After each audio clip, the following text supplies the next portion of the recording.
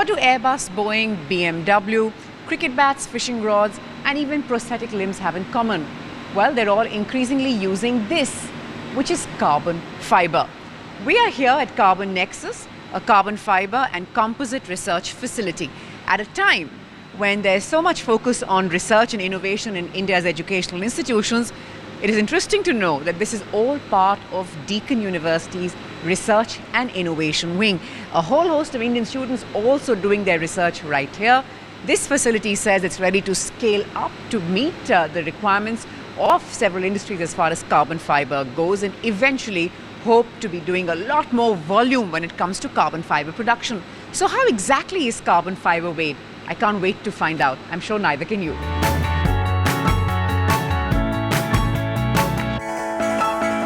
We're with Steve Atkins. He's the general manager at Carbon Nexus. Thanks very much, Steve, for allowing us this kind of access here. No, you're more than welcome. Very much so.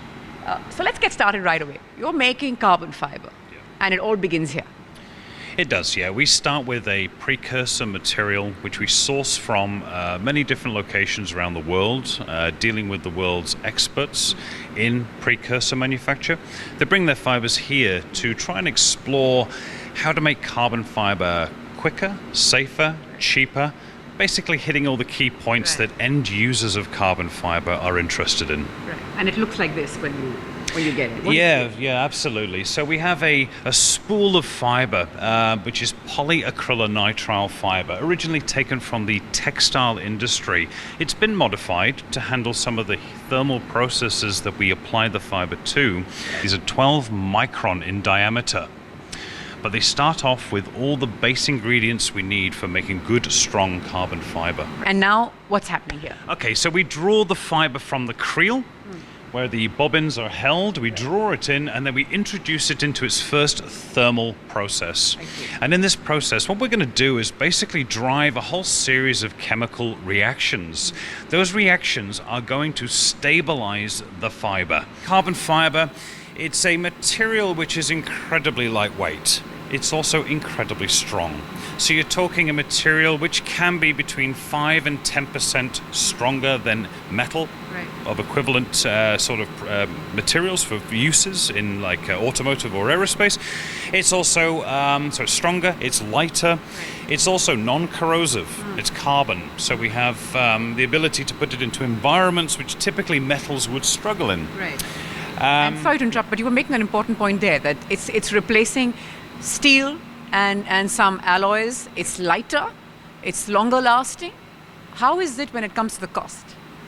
Yeah, cost. Traditionally, carbon fiber has been viewed as an expensive material. Over the years, you've seen it being reducing steadily from the hundreds of dollars per kilo down to the low 30s, $20 per kilo. But the industry, for example, automotive, really want to see us down below $10 per kilo. That's $10 US. We are getting very close to that area, which is making it very attractive for going into cars. Well, we also this is of course great because it's part of a university and you have students who are involved in it. Hi, thanks for speaking to us today. What's the experience really of seeing something like this? I mean, I would imagine it's incredible. I think that's amazing. I mean, this could be seen as a production line, but as well as a laboratory. So it gives us like very good tools to do research. So. Of course, very important. You know, in India, we're talking increasingly about having sort of been a bit slow on the bus on research and therefore innovation. There is a young India very keen to innovate, very keen to come up with disruptive ideas. But research is something that we're only now sort of beginning in the last few years, beginning to set up and take notice. And the fact that this is part of a university open for students is just the most impressive things about the facility. It is. I mean, this really proves that research and industry working together can have fantastic results. Research working in laboratories, sometimes those ideas can be pretty blue sky, there's a sort of not realistic to industry. And then again, industry don't really pay enough attention to research. Where are we now? Yeah, so it's passed through a series of oxidation ovens, and what we have is a fiber that comes out of the process that's thermally stabilized, completely fireproof. Now that's really important because the next process it's going to be introduced to is a furnace, and this furnace is going to put the fiber into temperatures up to 1000 degrees centigrade. Okay. So, and with that process, it's going to lose a lot of its weight. We're going to take off everything that's not carbon. Remember, it's carbon fiber. Right. And we're going to restructure those carbon molecules into a crystalline structure to build up the properties. But we don't need the other things that are attached to the fiber. Right. So why has it changed color? It was a pale gold when we began. Yes. Why are we now looking at it black? Okay, what we have is basically a thermally stabilized fiber. So we've added oxygen molecules to the actual fiber after a cyclization reaction. I see. So those reactions have taken place. You're seeing the results of thermal application under tension on this particular type of fiber. So it's nothing more than chemical reactions that have resulted in this black color. And how long, Steve, have you been involved in this facility? I've been involved with this facility for 3 years. I actually designed the entire process line. So I've had around about 20 years in the carbon fiber industry, producing, designing, commissioning, and you've training. seen it grow, really? I have. I've seen it from a very small, almost a cottage industry, to things where we're now introducing this into things like the Boeing 787 Dreamliner and the Airbus A380. And also BMW's, their introduction into using carbon fiber in a commercial vehicle like the i3.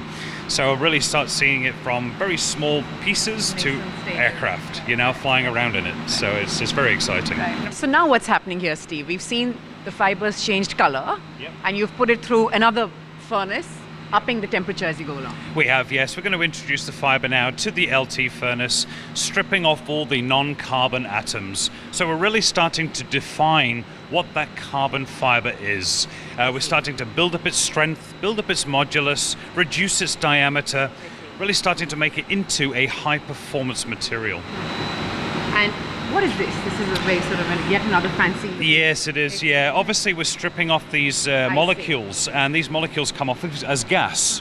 So what we need to do, first of all, is cool the fiber down because it's at 1000 degrees. We don't want that out into the factory, but also we want to make sure we keep all of those gases inside the furnace. The gases are toxic. So we also take those gases once they've been produced, and we take them away to our incinerator where we destroy and break those components down for emission to the environment. So we're looking at emitting only the safe gases. All other gases are destroyed. And here we are. It's out of the furnace for a second or third time? Yeah, this is the first time it comes out of the furnace. So it's passed through oxidation. It's now through the pre-carbonization LT furnace. So we have a fiber that is still in filament form. And it's feeling different now. Yeah. I mean, this really has, it's reduced its weight by, as I say, 44%. So the actual fiber diameter has come down as well, but the strength has now started to really build up. So yes, it's a completely different fiber, and it is a fiber that's used as when it comes out of the LT. It's actually used in different products as it stands right now. It doesn't really need to go any further, but so it can be used in like gasket material for high temperature applications, like an engine block, for example. But we use it as the feedstock for going into the high temperature furnace, really to start building up those properties for different applications.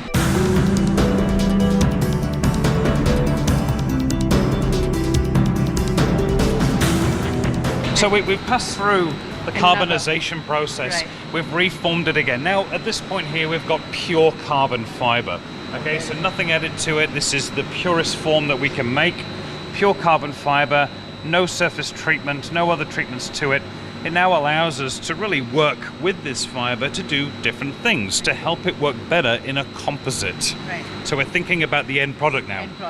So in this part of the process here, we electrochemically etch the fiber. Okay, so it's basically like almost rubbing the surface of the fiber with sandpaper to key it, ready to accept a resin to bond to it. I see. So it's like, like you would a piece of metal, you would rough up the surface to paint it. We have to do the same with carbon fiber.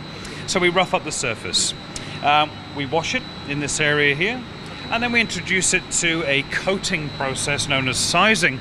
And in sizing, we can apply a low molecular weight epoxy in solution, okay? And that basically puts a protective layer over the carbon fiber, because we know that the fiber is going to be introduced to a weaving type process, and those machines can be quite aggressive on fibers. So we put the protective layer on to help the carbon fiber pass through that process. Great. And is this the final product? Well, it's the final product on the actual process line once it's dried. At this point here, normally this would be wet. Yes, I see. So this bath would be raised, this would be submerged, fiber passes through. We then pass through to a drying tower. So we drive off all the water we use to transfer the epoxy onto the fiber, dry it off here. So when the fiber comes out the bottom of this cooling tower, the fiber is then basically classed as being a finished carbon fiber product. But in reality, we really need to deliver it onto the winder. Okay, the winder is where we collect the finished product, and even then we can get it wrong. So we have to have a look at how do we collect it. Explain when you say what do you mean by you could get it wrong? Yeah, so if we collect a spool incorrectly, you could have the fiber falling off the edge of the toe. If we have a look at this, if this fell off like this and it was being processed in the next process, it would maybe fall off the end, which would make it unusable. So it'd be very difficult to use this in any other process. It would start breaking up and, be a problem. So what we're looking for is really nice, precise layering up of the fibers, nice sharp edges on the fibers, so that yes, we've made it and we've collected it, but we need it to come off the spool perfectly. So that's a bit of work involved in getting that right as well. So this is here, and now how does Boeing use this? They would take this. Yeah, they would take this fiber, they would then most likely weave it into a cloth, into a fabric. I see. And that fabric would have a resin impregnated into the actual fabric itself, and then it would be shaped and cured, as in set solid. So it's set solid as almost as hard as a metal component. So that's basically what they would do. So they would layer these fibers up in different ways. There's lots and lots of different techniques of layering fiber up to get strength in certain directions and get different flexes in the fibers. So it really is a very, very flexible material. Now it's also replacing metal parts. Now with it being a fabric, you can shape a fabric into any shape. Right. Many different shapes.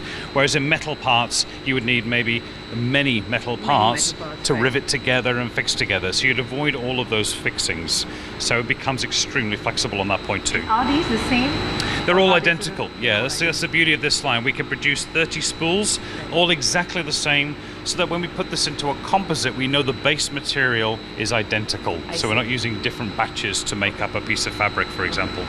And how much of this, what you're doing here, is ready for industrial use or is being picked up by Immediately. Yeah, so as soon as we produce these fibers, we know this is an industrial grade winder. We've processed it on an industrial carbon fiber line.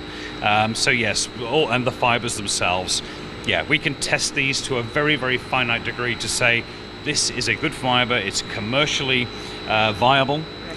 We also know the cost as well. We know exactly how much it costs to produce this fiber. So from every point of view, from a business point of view, industrial, we've got that covered as well as the research. So really, you're from India, right? Hi. So from everything that Steve's been saying to us, this really is great experience right from the beginning to the end of it. I mean, you've also got, I'm not quite sure, but you've also got sort of the interaction with industry thrown in and sort of try and see. So what's the experience been like? It's been great. So I finished a bachelor's here, and as soon as I finished a bachelor's, I got a job here. So it's a really good company, and then I'm thinking to build my experience here and move and try to work as much as I can, and then try to help this company and build my experience on top of that. Right. What was the research experience like? I mainly work as a technician here, so I mainly do all the tests which this company the fibers which company produces. You're part of the innovation that they're involved. Basically, yeah. There's so much that you can gain as a student, can't you, Steve? Because there's just so much on offer. There's just so much on offer. Really what do you believe is the one thing that students are gaining which perhaps they wouldn't sort of get anywhere else? So you need these kind of facilities and this kind of focus on research and innovation to prepare students of tomorrow. Yeah, we're basically taking the coursework that a student would take in a typical university and applying real life application. It's real industry working with academia. So you can imagine a student leaving the likes of Deakin University, they've got their qualification, but they've also got years of industrial manufacturing experience to combine with it. So immediately their CVs or their resumes are well populated with real life experience and a good qualification at the same time. So immediately when they go looking for a job, they're one step ahead of the rest, which, yeah, that's the biggest benefit I see. That's what great research and innovation does. Steve, thank you so much for your time. Pleasure being here. Thank you very much indeed. Thank you.